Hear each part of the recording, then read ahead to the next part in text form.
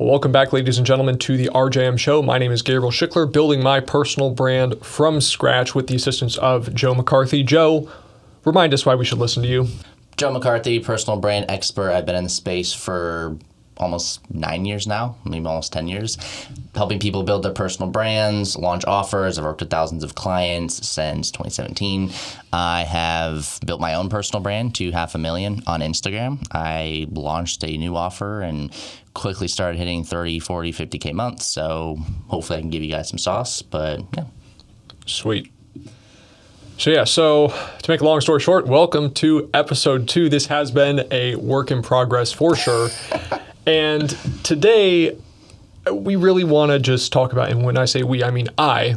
Joe barely has any idea what's going on. Yeah. I want to talk about getting started and getting the ball rolling with conditions not being perfect. Because you're kind of under the weather today, kind of out of it. Yeah, I'm not. I'm okay. Like, if you see a couple glitches or buffers and what's going on, like, just know I'm a little bit under the weather. My eyes are bloodshot red. I debated putting on sunglasses, but I think I'll just, we'll get through it. One of those guys. Yeah, and I think that has been one of the things that's been, I mean, not to, gas you up too much here, but one of the things that's been most impressive throughout the years is, like, you've obviously been able to stay consistent with this in building your brand and building your business way longer than most people do. And, to your credit, I remember a couple of years ago, there was some time you were like sick as a dog and you posted on your story and you're like, hey, if I'm not responding to DMs, sorry, I'm like dying today. I'll get back to you tomorrow. Which, I mean, that didn't happen. That didn't happen. No, don't worry about it. High quality set. It's like it doesn't have anywhere to stick on to. Anyway, that is absolutely staying in. I can't believe the camera was on me too. But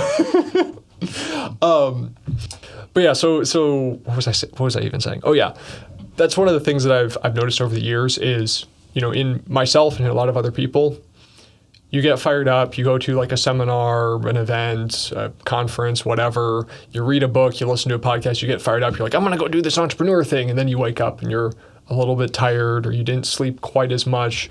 Yep.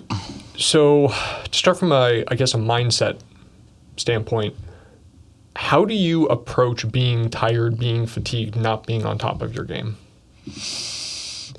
Or like not feeling it that day, if that makes sense. Have you ever heard the quote, facts don't care about your feelings? Oh, yeah. Well, I think commitment also does not care about your feelings. I got that from someone else. I'm not going to take credit, but it's such a true quote because if you make a commitment, whether it's, to wake up at a certain time, go to the gym, post content, get on coaching calls, take sales calls, like, in a way, I made a commitment to this podcast every Thursday. That's when we're recording, by the way. Apparently we drop on Monday. But I made a commitment to this podcast. And I'm like, okay, I don't feel amazing. I might glitch here and there, so bear with me. But it really, ultimately, as long as I can perform well, it doesn't really matter how I feel. Like, I think, you see David Goggins and all these people talking about, screw your feelings. I think there's definitely a middle ground. We don't want to go off the rails and, beat ourselves into the grave early because we're just not listening to our body. But at the same time, I mean, if you have a duty, if you have commitments, if you have people depending on you, like you can't base how you show up or how often you show up or when you show up solely based on how you're feeling. Okay. That makes sense. A question I'd have in relation to that, though, would be, it seems like with you being at this stage in the game, in building up your business, you've obviously seen some results and you have the track record where you can look backward and be like, okay, this is the price that's required to pay to get the level I want to be. And when I look at, conversations I have with other people, things that I've noticed in myself, when you're at more of the beginner level, that payoff is not really as defined. And so it's almost like an entirely different approach in how you think about adversity. Because it seems like with the point you're at, you just kind of expect that conditions are not going to be ideal. Mm-hmm. They're not going to be what you want. Some days you're going to, be on the ball. You're going to love it. Other days you're just going to have to like grind and drag yourself through the whole process. But when you're starting out, like, you don't have that frame of reference for the highs and the lows. So what would you consider to be enough resistance to justify like quitting or changing tactics or something like that in the early days compared to, again, somebody that has more of that, I dare say, wisdom? Well, I feel like you should ultimately know based on an amount of time frame you've been doing something and the actual amount of effort. Like, you're gonna know if you're lying to yourself and you're like giving a half-assed effort, right? Like, if you've been doing something for, let's say, 2 or 3 months and it's not panning out, but you also know in the back of your mind that, you know, you're not really putting in full effort and you could probably be better at it or more efficient.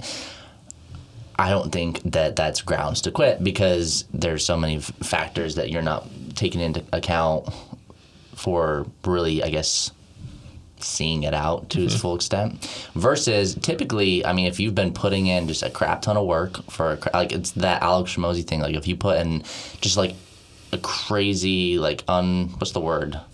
Oh, are you talking about like work? Yeah, like an undeniable amount of work for like so much insult put so many inputs. Apparently, I'm tired too. Yeah. So many inputs, it would be unreasonable not to succeed. Yeah, exactly. That's like if you can put in like an insane amount of effort for an insane amount of time, and I would give my, like, I think, what's his name? Kevin O'Leary. He was like, if you don't see results in, like, I don't know if it's 3 months, 6 months, a year, whatever it is, he was like, if you don't see a result in 6 months, put it behind the bar and shoot it. Like, it's not going to go anywhere. So I think to an extent that's true. Like, if you can't see at least some kind of tangible result after 6 months, and you know, like, and again, you're going to know whether or not you're like actually giving it your all and you're putting in enough effort for it to be something where you can maybe pivot. But I try to make this abundantly clear in my program that, like, it's not going to be easy. Like, you're going to have to put in blood, sweat, and tears, especially in the beginning. Like, that's where it's probably, like, the hardest. That's where you have a lot more grit and friction to actually get some momentum going. Because once you get momentum, like, when you hit your first 10K month, it's not that hard to get to 20K. But getting to that first 10K month, it's a pain in the ass. Like, it takes forever, and well, sometimes it doesn't. I've had clients do that in 5 weeks with my help, but for the most part, it's like, especially if you're alone, it's going to take a lot of time. And so you understanding that it's not going to be easy and there are going to be like ups and downs, I think that's just par for the course. And that is also kind of related to another one of the Hormozyisms of, you know, it takes like 20 hours to get good at something, and most people just spend years putting off the 20 hours. But in terms of seeing a result, another, you know, entrepreneur that comes to mind would be Andy Frisella. And he, of course, for the audience that's unfamiliar, Andy has this great story where he talks about how he made, I think it was like $700 in like it was like years or something. It was like 26 grand, I think, in his first decade in business. Yeah, it was insane. like, it was like a few $100 a month. Like, you know, he and his business partner were like working side jobs and all this stuff just to keep their business afloat. Didn't make more than like $1,000 in a month until I think it was a year like 7 or 8 or something. Today he's worth 9 figures. And obviously, like, his whole brand is like, you know, endurance, 75 hard, all that stuff. So there is an unusual quality about him. And I mean, from everything I've gathered, he'll be the first to say that that's something he has developed, not something that he was like born with or something that he just happens to be like special and set apart from other people. He's very open. He's like, I'm just a normal dude. I just built the discipline and put in the work and put in the reps. So when it comes to working for a long enough time and not seeing results, what would you define to be an actual result? Because under the 6 months, a year rule, whatever that you just mentioned, he should have quit long before he built a, you know, multi-9-figure company. Mm-hmm. Well, I think it also comes down to, like, it's in direct proportion to, I guess, how big the goal or dream is. Because I think he ultimately knew that, like, if he wants to build a 9-figure company and this massive global brand, it's probably going to take more than 6 months. It might take more like 6 years or even longer. So it comes down to how big is the ultimate goal. Like, if you're clear on what that goal looks like, and you know that it's something that's probably going to take way longer to build that foundation, it's going to depend. Like, that's why, like, with the Kevin O'Leary thing, I think to an extent, yeah, if you're not seeing results in like 6, 8, 12 months, for the most part, like, you should maybe take it behind the barn and shoot it. But again, like something you just brought up, like what even is a result?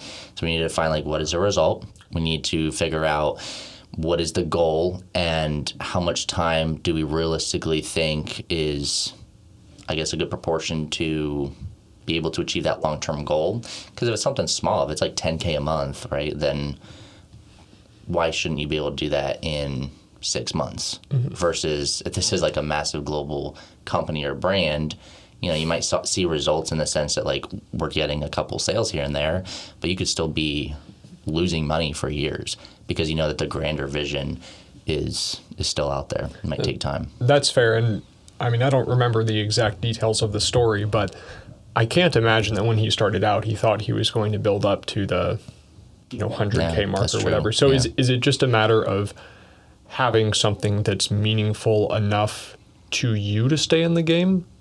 Because I think that's ultimately why people quit, is the cost of staying in the game is greater than like the vision or the dream or the belief that they have. Yeah. I think ultimately comes down to, well, I feel like I would honestly be doing content regardless of if I was getting paid. I just think it's a bonus that I get this is like my full-time thing. So like I was smart about it, right? I knew that, okay, I wanted to get into content. I always had a knack for it or a skill for it, but I wasn't 100% sure on how to make it a business. But I would be doing content regardless. So I think that's one of the reasons why I feel like, for me specifically, I've gotten to the point where the first handful of years, things weren't growing as fast as I wanted them to, but I was having fun, so I almost like didn't care. Like again, sure, it was still a struggle and a grind, but I feel like I would be doing it almost regardless of if I was making a ton of money. So if you're doing something for the money, you need something a little bit.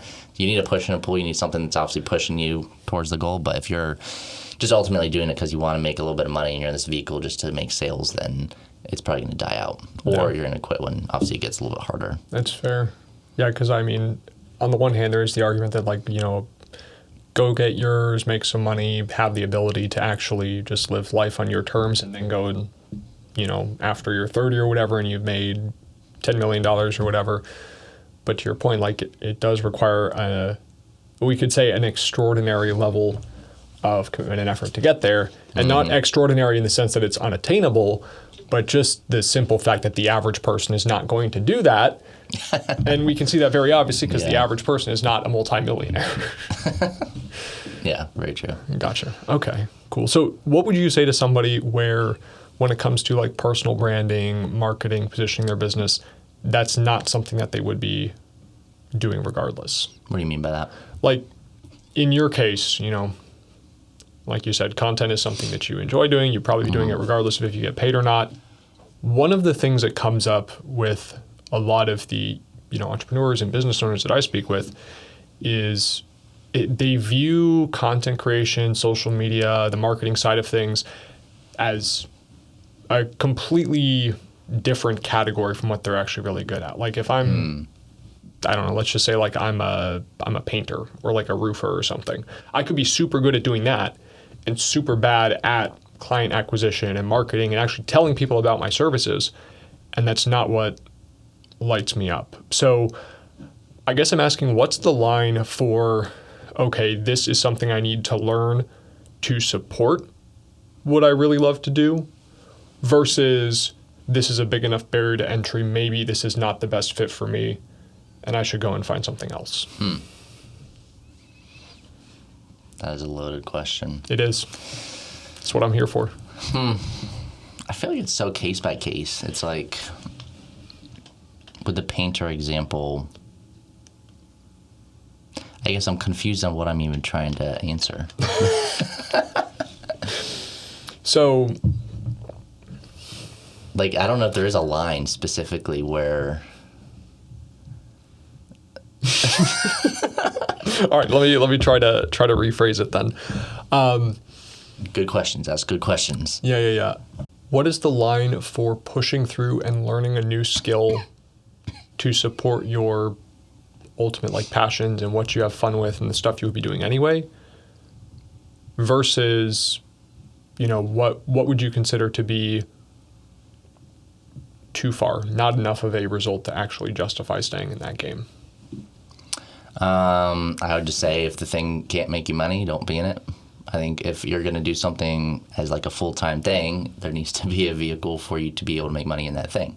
If I had, I mean, and the thing is though, like at this day and age, I feel like everybody could like people are selling rocks, people are selling knitted scarves or whatever. You can figure out a way to open up Shopify, build some little hobby business, make 5-10K a month, and you can chill. So how do you approach, I guess, like when it comes to actually executing? You know, there's going to be a million different excuses, a million different reasons. Oh, I'm tired today. I didn't get enough sleep.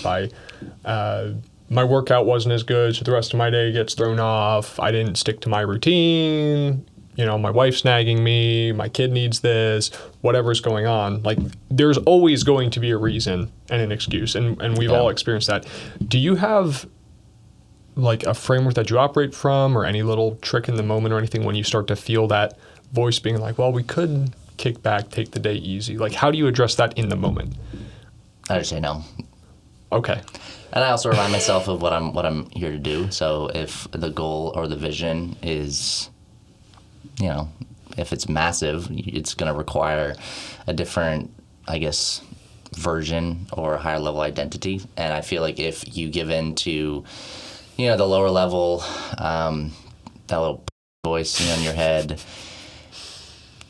I also try to future pace it as well, where it's like, okay, if I, let's say, go back to sleep, or if I don't do the work, or if I don't show up to the podcast, what is that going to cost me? I think a lot of us, we don't necessarily take into account the cost of things, or like the cost of not doing something. The long-term results as opposed to the short-term comfort. Yeah, exactly. Yeah. So almost, I like literally even just with this podcast, I was thinking like, okay, I kind of feel like shit. Should I do this podcast? Am I going to give half-ass value, or, you know, should I show up still and, you know, still put in the effort, get us a little bit ahead on the podcast, get some edits done? How am I going to feel after I get the podcast done and we have 2 episodes in the books and Gabe's editing, like we're getting things going and we're building momentum, versus how would I feel if I pussy out and I say, hey, let's actually do the episode next week and let's get behind and blah, blah, blah. So I'm always future pacing. I'm like, what am I going to feel like, or what is this going to result if I don't do it, versus what is this going to result in if I do it, and which one do I want? Okay, gotcha. You want this other thing. And obviously there's going to be caveats where, like, let's say I was like throwing up and I was like actually sick. I mean, you know, maybe it's not worth maybe it's not worth pushing through. That's why the David Goggins, I don't know if you guys have read what's David Goggins' book? Can't Hurt Me. Yeah, Can't Hurt Me. Like, you guys have probably read it, and it's, I mean, he was like breaking his ankles and like bleeding from like his legs and like shitting himself. I mean, that's the extent that he's willing to go through. Almost just because he loves pain. I don't love pain that much. I'm a little bit more prudent. I'm like not a masochist. Like, I got to do what it takes, but I can also, you know, rest and put a pause. Because let's just say, you know, I push through, but then I do some more work because I'm like, what am I going to feel like if I get ahead here? But then the next day I'm tired because it's 2 a.m. You make it worse. It compounds, yeah. So there's always a middle, for pretty much everything, there's always a middle ground. So just finding that middle ground, be prudent. But it's like, if you really want something, you gotta stop being pussy. I do really like that idea of future pacing, because I mean the first answer you gave, all due respect, absolutely useless. Like, when you ask people, and I've asked a lot of different people different variations of this question, it's like, well, how do you actually get yourself to take action on something? Almost inevitably they're like, I don't let myself like wimp out, like I actually do it. And it's like, okay, cool. What does that mean? Like, what are we doing here? So, I do think that is a lot more actionable. And when it comes to really figuring out what that vision is, the price you're willing to pay, and like something that's worth it enough to you to actually, to your point, commit, not give yourself the out, not give yourself the excuse, or remember why this thing matters more than momentary discomfort. I mean, there's a whole idea in the Bible, right? The spirit is willing, but the flesh is weak. This has been something that is not a new invention for humanity. It's something that's been around for, I mean, thousands of years, tens of thousands of years, maybe even hundreds, who knows? But the point is, like, that's always going to be part of it, you know? So, yeah, I guess to tie back to that original question, what do you do to kind of override your emotions and like focus more on what you want and what you care about and what's meaningful to you versus, again, that like momentary discomfort. Mm-hmm. You have to be clear. That's the first thing. It's like if you don't even really know specifically what you want. Like I have this stuff painted on my walls, pictures. I have it like taped up, so I know exactly where I'm going. I also know how I'm going to feel when I get there. I think people they have these vision boards of like the thing, but they don't actually envision like what is it going to feel like when you're actually like sitting in that car? What is it going to feel like when you actually do have that freedom with your family? You know, how do you show up differently? So it's putting myself, again, future pacing the positive, which is if I do this thing and I put in the correct amount of inputs, these are the outputs that I will eventually attain, and I'm moving closer to that. I also just think like, okay, the identity that's going to have this goal or this vision or this future, is me doing this thing or not doing this thing going to push me closer to that, or is it going to pull me farther away from it? So I remember we went to that conference, and Wade Houston was talking about how he kind of like motivates his sales teams, which is he'll specifically ask them like, what are your goals? Like he'll get crystal clear on what his company's or his sales team's goals are, because now he can tie back any action that they do, whether it's positive or negative, and he could tie it back to their goals. He's like, okay, John, you said that you wanted to get this car and you want to have this purse for your wife and you want to live this type of lifestyle, you want to give your kids these types of vacations and blah, blah, blah. You haven't been performing, you've been slacking, you've been showing up late. Is this goal going to get you closer to your goal? Or closer, or is this action going to get you closer to this goal, or is it going to move you farther away? And they're going to obviously be like, I guess you're right, like it's moving me farther away. So I think when you just have like a really clear vision and goal, and you know ultimately what it's going to take, like what inputs are going to be required to get there, I almost don't even like. I try not to even treat this. And I don't want to sound like egotistical, but like I don't have that like battle, like that demon on my shoulder and then the angel being like, yes, do the thing, yes, get up, no, don't do it, blah, blah, blah. Like I don't really have that as much. It's more just like, all right, we gotta do the work, you know? Is that because you see it as part of your purpose, or what is the driver behind that, do you think? I don't know. I feel like... Has it just never been something that you've really dealt with before? No. Interesting. And I don't know if this is something like specifically with me, just how I'm built, just because like I'm almost like a little bit of a psycho. Like I love work, and I could do like a 10-hour, 15-hour day if I want, if I need to. Even if I don't need to. Like realistically, I don't need to do any of this, but I do just because again I have that grander vision. But I also did so much work early on figuring out like what do I want, and I think that if let's say my goal is $500 million, at like 35 or something like that, that's going to require a lot of hard work. It's going to require a lot of different things. And it's like you either need to negotiate the goal, like, is this really your goal? Or you need to just like stop being a push. Because like maybe, and here's the thing, like I don't necessarily think it's wrong. Like I was at this crossroads, I think it was in maybe November or December. Like I was on the verge of like almost getting burnt out to the point that like I was like, do I really want to do 50K months? Because like I'm starting to see like what it's going to require. That was like when you had launched your offer and were seeing no results with it? Yeah, literally. So yeah, I was going like months not really seeing results, but I had this goal of hitting 50K by December, and I hit it. But it was because I either needed to renegotiate my goal, I needed to lower the goal, or I needed to figure out or renegotiate like what I'm willing to put into this. Either like I need to have like a chill life with the family and like stop working at 5 and hang out and like have more peace or whatever, but that's going to mean that you might make a little bit less money, at least in the short term. Or if you're not going to negotiate your goal, you need to raise your standard. It's like what Grant Cardone says. Grant Cardone says it's not even an option to lower the goal. He's like, he's like, what does he say? Don't negotiate with comfort or something like that. I'm not as familiar with him, but yeah. Well, I think Grant's always had this motto or ethos. It's like, don't negotiate your goals, raise your standards, basically. So it's like if your goal is 10 million, like stop trying to negotiate or renegotiate the goal, raise the standards on what it takes to get there. And if we were to define a standard in very operational terms, it would be at least my understanding of it and what I've experienced is like when I can say I'm really holding a standard, it's executing at the minimum level required in a given day to be on. Minimum? Yeah, so a standard is, at least my understanding is it's the, and I'm kind of distilling this so we can workshop it if needed, but my understanding is it's the minimum benchmark that you allow yourself to do in a given day with the understanding that that is what's going to be required to hit that long-term goal. Yeah. So you need to at least be hitting that minimum, but it's setting like very clear guidelines or like guardrails for what's required and what's.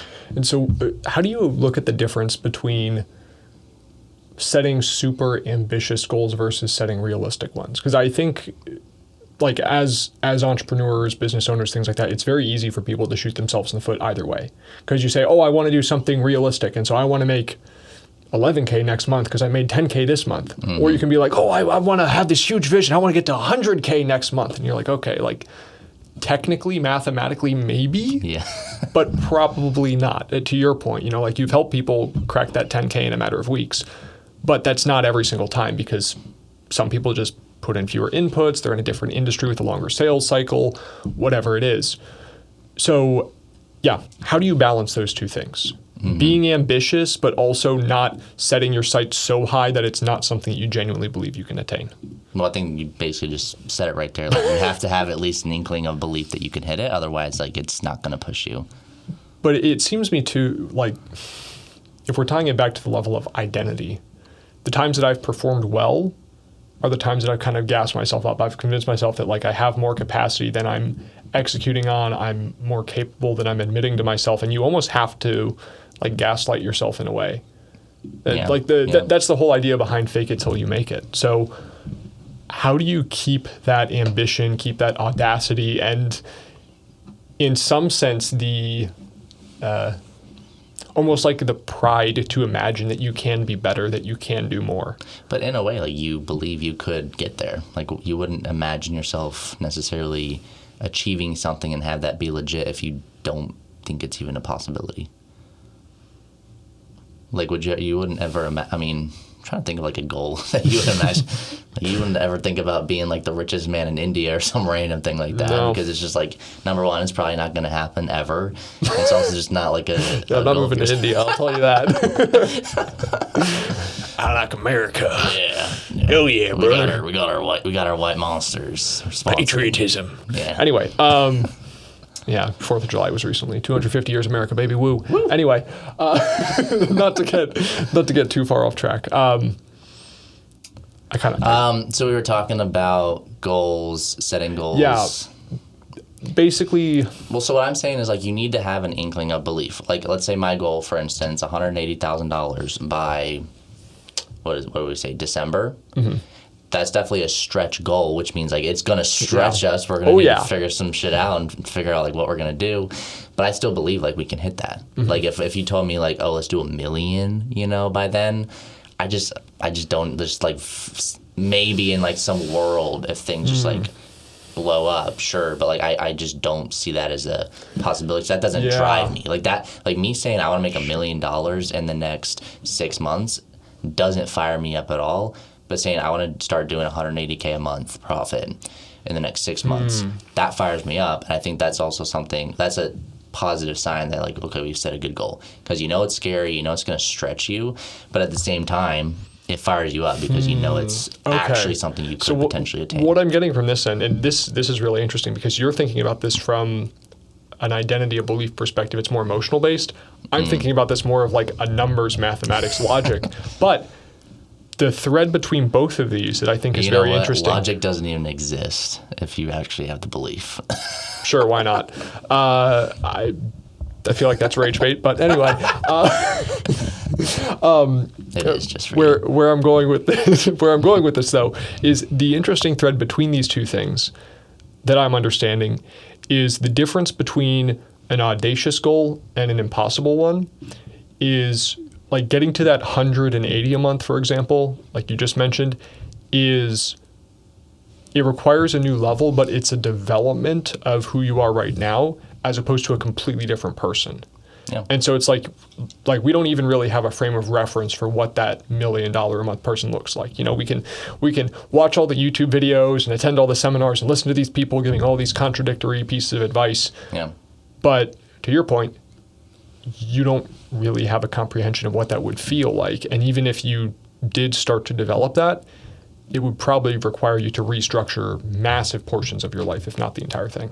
Yeah, exactly. Like Okay. I think that's why vision seems to be kind of like a through line in this episode, because if you don't have a clear vision, if you don't really know what that would look like to do, you know, $1 million a month, or what that requires, what the team looks like, what the company looks like, the back end, how you show up, like it's probably going to be a complete 180 from what you're currently doing, and your brain just can't comprehend like what is that going to look like. So it's not, there's like a disconnect versus what you said. It's more like if I do a goal that still fires me up, but it stretches me, it's something where I can see myself morphing into that over the next 6 months, and it's more attainable. Therefore, I believe I can achieve it. And if I believe I can achieve it, it fires you up way more.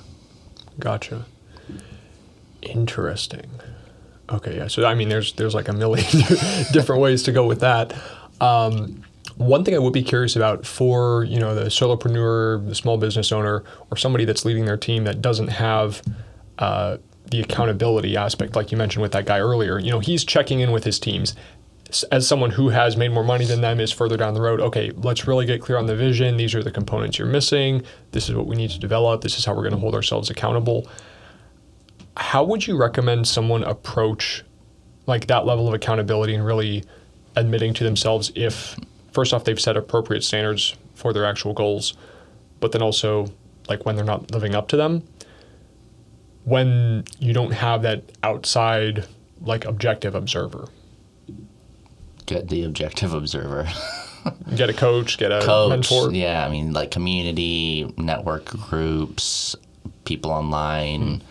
There's so many school communities. There's so many things out there. Like, number one, find like a person, a community, a coach, a mentor, but then also make sure that they have something where they've achieved, you know, results and goals that maybe you also want to achieve, or they've gotten to a specific level that you're also looking to get to. Because I think once you do that, it's not a subjective thing. Like you don't know what you don't know. You can't see what you can't see. You need that outside person looking in, seeing, okay, based on what, you know, you have shown you're capable of the past handful of months, I think you should shoot for this goal. I think that's what a good coach will do as well, is they'll look objectively at the person, their skills, like what they're trying to do, and they'll say, yeah, you're capable of more. It's like I didn't have the goal of shooting for 50K, but I've had people around me say, like, dude, like you could easily do that. Like, why are you not shooting for 50K? And it raises my standards, and now it raises what my brain thinks is possible. What your conception of possible is interesting. Yeah, and you can't get that alone. Like, you could Google or YouTube or ChatGPT all you want, but like you're not going to be able to convince yourself 100% that you can hit this goal, especially if you haven't seen maybe other people do it. Like when I joined, you know, these other communities or gone to like the Bahamas retreat that I went to in November, I flew on like a private jet, and I saw other people doing, like they were doing $140,000 a month profit, like literally, and they're just normal people from like Pennsylvania just doing what I'm doing. I'm like, okay, clearly I can raise my standards. Now I know it's possible. But if I had never put myself in these rooms and I never knew that these people existed, I could have a frame of reference in Virginia being like, oh yeah, like I could do like 8 to 10K and make more than like a lot of people there, and I'm set for life. But then you come down here in Florida, I think this is why environment is such a huge thing. And like maybe you can't move 1,500 miles out of your city yet, but at least get yourself in these groups, whether it's online or in person, because then it's so much easier to see like a different frame of reference and see really like what you're capable of. Yeah. Because someone else told you. I think when someone tells you too, like when someone else tells you like, dude, you can do more, you believe it more. Like, it's hard to just convince yourself and like brute force being like, yeah, I can do more. Yeah. And for all our complaining about the internet, I do think that is one of the best effects that it has had on people at large, is like it's made access, to your point, not just to the information, but like to someone to actually give you that perspective and instill that belief in you. It's made it so much more accessible. Like you read, what's the book? Is it, I think it's How to Win Friends and Influence People, where he's talking about this, you know, guy wanted to work for Andrew Carnegie, who is the steel giant, and so he like had to move to I don't know, Pittsburgh or wherever the heck he was, and like make all these connections and stuff. Like, you know, as long as you don't get lost in the sauce and you give a super generic ChatGPT generated, you know, DM opener to someone, like they're right there, you know? Yeah. And I think to your point too, that is one of the most interesting things that I've noticed about actually meeting and interacting with people that look like super high performers on social media, because we see them almost as these like mythological figures, like Zeus is going to come down from the heavens on his chariot, shooting thunderbolts and, you know, throwing money everywhere. And then you meet one of these guys and they're just a normal dude. You're like, yeah, I think, dude, so I met Ed Milet, I think, I don't know what it was, 2022. The first time I saw him, I was like, dang, he's short. Like, he's just a normal dude. That's another thing. They are all smaller. They're all like, so, like, we imagine them being like these giants. Like, oh, yeah, this, like, I mean, Tony Robbins is big, PBD is big. But other than those two, it's like everyone else is like, no offense, you guys are But even then, you're picturing him as like 400 pounds of like solid muscle, like this linebacker. And you're like, no, that's just like a decently in shape dude. Like, good for him. But to your point, like, if I had never put myself in these rooms, or if I never met Ed Milet in person and like actually talked to him and had a conversation, again, you just see these people as like, it's just unattainable, right? Like, Ed's worth like $500 million at this point. He sold his company in insurance, and like he's made more money than he could know what to do with. Like, just a regular dude. It's like, okay, wow, like maybe that kind of makes that day set a seed like in my heart, being like, okay, I could probably do half a billion. Really? Yeah, that was literally that day. Wow. Because at first I'm like, okay, this is going to require like some crazy luck and a lot of like high performance energy. And sure, like to a degree, you know, there's different type of luck, and it does require some of that. But I mean, if you just do more work than more people for a longer amount of time, if you're smart about it, you invest into coaching, you invest into mentors, eventually stuff has to pan out. And again, if you're doing it in a strategic way and you're smart about it, like I've tried to be the past handful of years, you get closer and closer and closer. And then like it's that cliche thing, was like when luck or when opportunity meets preparation, that's when you get lucky. Yeah. So you can make your own luck. Yeah. I have a relative who runs a manufacturing business, and he was one that taught me that originally. The whole idea of like, well, sometime, I mean, oh my gosh, like also at that conference, there was another one of the speakers was some guy who had made like multiple millions of dollars in a couple days with like crypto and NFTs and a lot of things that oh my gosh. I personally have moral objections to that. But like you look at something like that and you're like, this guy, if this guy can do it, I can do it. But not only that, it's like, okay, very clearly like just happened to be in the right spot at the right time. Like there wasn't, at least from his presentation, it didn't seem to be anything remotely approaching secret sauce. Yeah. Which kind of ticks me off, because again, it's like, what are we doing? Why are we in the stage? And why is how did this guy make like $3 million in a day, like as a streamer selling or whatever? Selling a meme coin, yeah. Yeah. Yeah, no, but it really is crazy just to get that perspective. And to your point on you can't do it alone, that is also, I think, something that really slows down a lot of people when they're starting out, because you're not only operating from this position of like, oh, well, like people are going to look down on me if I just like copy somebody else's business strategy or get help. But then I've also heard this a lot from beginners. They're like, people are going to take my idea, man. I can't tell anybody about that. Yeah, like nobody's going to take your idea. Why? Explain that. Well, there's two reasons. Number one is most people don't have the work ethic to like act. Like I post so much good stuff on my page, like just based off like the 700 posts that I have, you could probably go make, $20K a month. But you just aren't willing to put in the work. So that's the first thing. Second thing is, I'd say like 9 times out of 10, your idea is dog shit. People don't really, I think people assume that their ideas are way better than they are. I mean, it's a bias. It's like you look at like Shark Tank, and they're like, oh, this is revolutionary. Like, I believe in this. I'll never take it behind the barn and shoot it. Like, this is my baby. It's like, no, you have like some rose-colored goggles or glasses on. This is not good. But you almost like need that delusion to be successful, because when there are so many naysayers, like you've got to be the one that's on your own side, right? Yeah, well, yeah, in a way. But you also need to be willing to hear other people's opinions. Like if I had only ever said like, oh, I'll only ever do this thing and I'm never going to pivot, and like you need to have, again, there's always a middle ground. It's like we don't want to be too much on the left where it's like, oh, we're never going to ever listen to someone and we're just going to take our own advice. But we also do want to have some level of delusion to where if like your family member or someone says like, oh, that's a stupid idea, it's like it just bounces off, doesn't even so affect it sounds like then what you're saying is not really to lose sight of the objective, and maybe you don't change the end goal, but you're not married to like, I have to take this specific path to get there. Yeah, exactly. Okay. Because it's always going to change and morph. Like you make a plan, then, changes. Like it's never going to be the exact same. Gotcha. And another thing too that's interesting with the internet is that, and this is something that I talk to people a lot about on calls, is like there are a billion different playbooks out there. You can generate one with Claude or ChatGPT or whatever in about 5 seconds. Now, that's not any commentary on how good or not it's going to be, because you do need some skill to actually prompt it properly. But to your point earlier, you're not going to be able to see around those bends. So what is your filter for actually like finding that mentorship or that coach or that person that can't just help you get to the goal, but also do it in a way that's going to actually like make sense for you, your beliefs, your values, things like that? I mean, I think the default answer that comes to mind is just like make sure they have the results you want to have. You need to make sure that they're like legit in that sense. But I think another answer that most people wouldn't talk about is, and it might sound weird, but it's also just like a vibe. Like I get the vibe from people, whether they're genuine or not, or whether they're faking it or not, or whether they actually have my interest at heart. Like there could be, here's the thing, there's coaches out there that get great results. They can actually, I mean, they could totally transform your business from like a systems perspective, but that doesn't mean they give a shit about you and they like really, really want you to win. On the flip side, there's coaches that really want you to win. They don't know what they're doing. Don't hire them, right? So again, going back to the middle ground, you need to find the coach that has both what you're looking to achieve, whether that's mentally, financially, spiritually, or just like in life in general.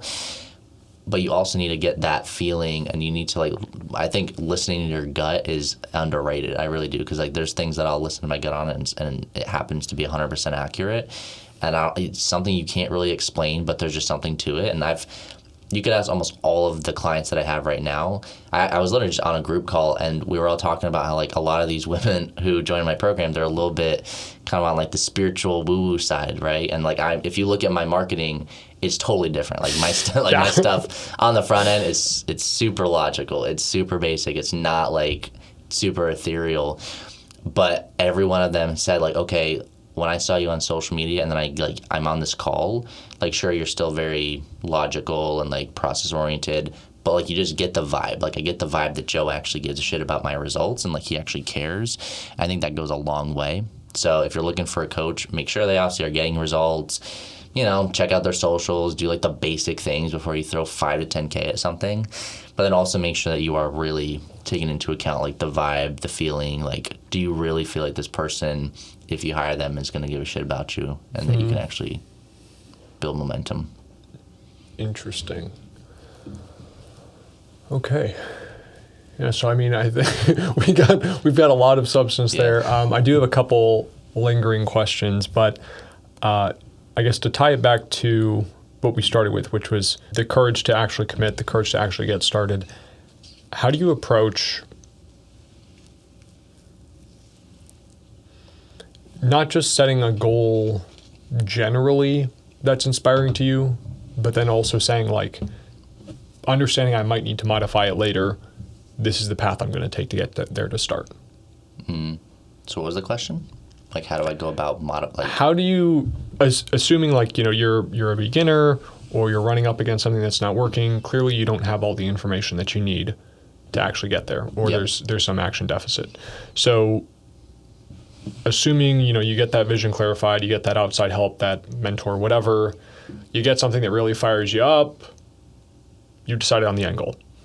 We touched on earlier, you do have to modify the path every so often, but with the understanding that information is never going to be perfect, how do you recommend people start in committing to a path? What would be like the green flags versus red flags for if something would be a good route to take with their brand, with their business, to start scaling that up?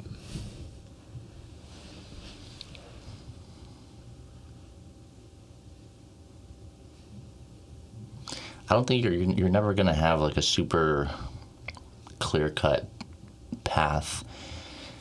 I just think you need to start. Like you need to throw stuff. Like set a goal. Just like trust your gut and go for it. Yeah, literally. I mean, because here's the thing. Like the more you put out, and this applies to content. The more content you put out, the more data points we have to see what works and what doesn't. It's like we need to obviously do what works to get the result, to get the audience, to get the money, to whatever.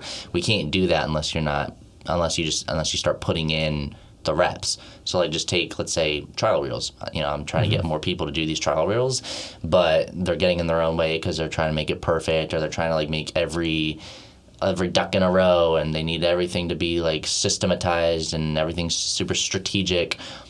And they go, let's say 3 weeks or 2 weeks not putting in a single. They don't put a trial reel out. We have no data to go based off of. We have no momentum that's actually built. So there's always a balance between like planning and making sure that we have like a somewhat of a clear path, but then actually taking action on it, right? Like if you have a path and you're not taking action, we're not going to get any information. So with trial reels, spend a couple hours, map out the scripts, or map out what you're going to put in the B-roll clips or whatever. Map out on your schedule when you're going to take those 1 or 2 hours to go film, edit, and post. But then go do it, right? Like put out, let's say, 100 trial reels, because then once we see these 100 trial reels, we can see what's working, what's not. Oh, these 7 posts went mega viral. Let's maybe do more of that stuff. Oh, our audience is leaning into this topic. Like maybe we should do more of this stuff in our main feed. So ultimately, it comes down to putting in enough reps to get enough data to see what works and see what doesn't, and pivoting to do what is going to get us the result. So with that being the case, would you say it's prudent in most cases to also only give yourself a set amount of time to plan? Yeah. I think I don't know when I posted this video. I rewatched it today for some reason, which is weird now that I think about it. But I was basically talking about like if you've gone 30 days and you've planned something for more than 30 days, it's not planning anymore. That's what we call procrastination. So 30 days still seems like a long time, honestly. It is. I'm giving you guys grace here. Like 30 days is way too much. It should take you maybe, I would say give yourself like a week. It depends. I mean, if we're planning building a house, you're probably going to take like months to build that blueprint. If you're planning building a business or posting freaking content, you should be able to be ready. Getting your first 5K a month or something. Yeah, like if that's your goal, and your goal is to hit 5, 10K a month initially, or let's say 10 to 50K. I mean, it really does not matter. You should be ready within a handful of days. And ultimately, I think like ready at the end of the day, it's a choice. Like as cliche as it might sound, like ready is a choice. You're not going to be ready to have kids. You're not going to be ready to build a business. You're not going to be ready to quit your job. You're not going to be ready to launch an offer. Or like for me, I had to quit. I wouldn't even say like I necessarily quit, the marketing agency that I used to work with. But I knew that like if I segued into me building my own offer, because I was making like $15K per month recurring, and I knew I was making that like guaranteed just through like monthlies and stuff like that. So that was about as passive income gets. Yeah, and it was sick. But here's the thing, I wasn't fulfilled, and I knew that I wanted to do my own thing, and it's been like it was eating at my heart for like 3 years, and I just didn't do it because I was scared to take action. Like I was scared to just make that leap because I knew that money was probably going to disappear. Like that was sort of my safety net. But when I just finally decided to commit, all of a sudden something shifted, and I'm like, all right, we're actually doing this.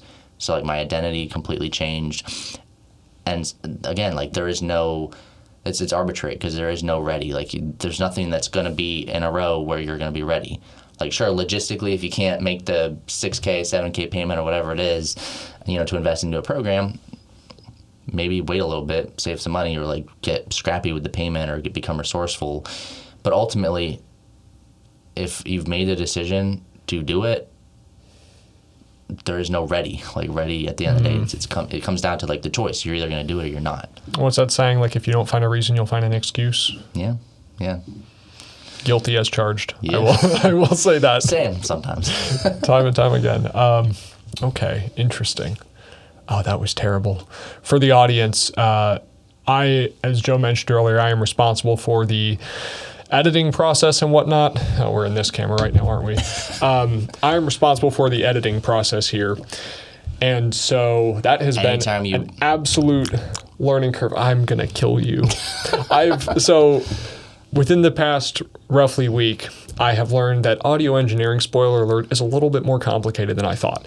And so a lot of these like little mouth noises and stuff that I've been hyper fixated on throughout the week, trying to get rid of and having a terrible time doing that, I'm now like picking up every single one of them, and it's driving me insane. We'll get there. Gosh, yeah. We might get something work in progress. Yeah. Work in progress. Yeah, you'll get a little seasoning to the audio. Oh my gosh, I completely lost my train of thought there. Well, on that note, things are not perfect. Take action. Yeah, that's right. This is also a work in progress. Yes. I'm tired. I took action today. This is a whole, what would you say? Great organic learning experience. Very raw. Yeah, we're being raw, genuine. We're being authentic, guys. Do you appreciate that? Yeah. We're still on this camera? So. Okay, yeah. I'm keeping it real. I'm the guy doing the camera stuff still here as well. So yeah. No, Joe's been smooth with it. It's just me on the back end that's going insane. I think that also does tie into something that's actually pretty relevant too, which is, to your point, we had no idea how to build out a studio when we had the idea for this. It was like, okay, we're committed to doing a podcast. And then Joe complains to me he hates doing handyman stuff, and he puts up the rigging here that's all duct taped together. Yeah, you won't see that. Put up the back here, not a light switch with the very neat cutting. Got the whole thing set up. We had to figure out the cameras and everything to wire the stuff into. So like it was a whole nightmare. But at the end of the day, things are coming together. Certainly not perfect, but to your point, like doesn't have to be perfect. That was to like that was like a how do we figure this out, as opposed to something that's like, oh well, I don't know how to set up a camera and get it to record, so I guess we I'd say also the quickest way to learn is just by doing. So you could. And you also paid a guy for help to. Yeah, exactly. Your boy Dan, yeah. I did. So I practice what I preach. Absolutely. To say the least. Awesome. I had some other extremely brilliant thought that I'm completely blanking on right now. This might be a little bit of dead space while I get my thoughts together. Gosh, we also gotta wrap it up here in a couple minutes. The freaking mouth clicks. Yeah. What? Oh shoot, you're right. Yeah, we do have to get going. Okay, cool.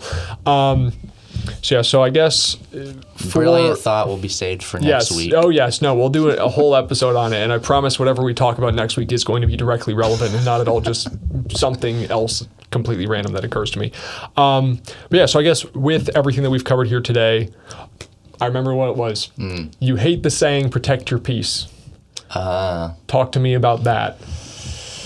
Because that is one of the big excuses for people not getting started, right? And again, guilty as charged. I'm not saying I'm an exception to this, but people will very often be like, well, like I don't have the bandwidth for this, like, starting this business or taking things to the next level, like, I don't have the time, it's not a good use of the resources, payoff isn't worth it, whatever.